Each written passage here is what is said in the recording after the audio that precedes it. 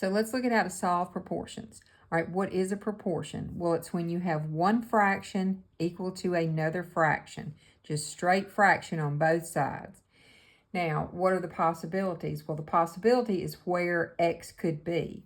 It can be in the top left, it can be in the bottom left, it can be in the top right, or the bottom right. But no matter where it is, you're going to solve it the same way.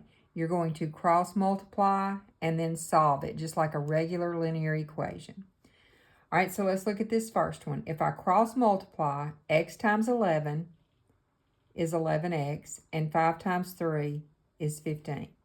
Now you just have a regular equation. So how do you solve it? Get rid of the number that's attached to x. It's been multiplied, so we're going to divide. So that gives you x is equal to 15 over 11. Now, if you want to change it to a mixed number, you can. How many times will 11 go into 15? Once.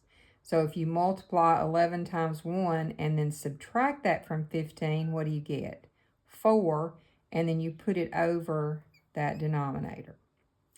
All right, now let's go over here. We're going to cross multiply. 3 times 7 is 21. And then x times 5 is 5x. Same thing. I need to solve for x now, so I got to get rid of the 5. 5's been multiplied, so I'm going to divide. All right, x over here, because the 5's cancel. So what is 21 over 5? You can turn it to a decimal if you want to, or you can make it a mixed number. 5 will go into 21 4 times. All right, 4 times 5 was 20. So if I subtract that from 21, I get 1, and I put it over that denominator. All right, let's go to number 3. We're going to cross multiply. 2 times 5 is 10, and 11 times x is 11x. All right, divide both sides by 11, and what you get is 10 over 11 is x. That's a proper fraction, so there's no need to change it. And then what about this? 6 times x is 6x.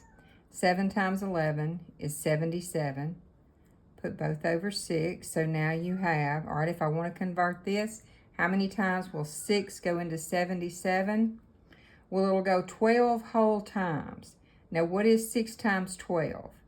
That's 72. So 77 minus 72 is 5, 6.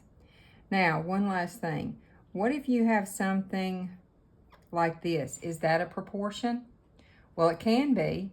How could I make this a proportion? Just put 3 over 1. And then how would you solve it? Well, now you can cross multiply. 3 times 2 is 6 equals 1x. Okay?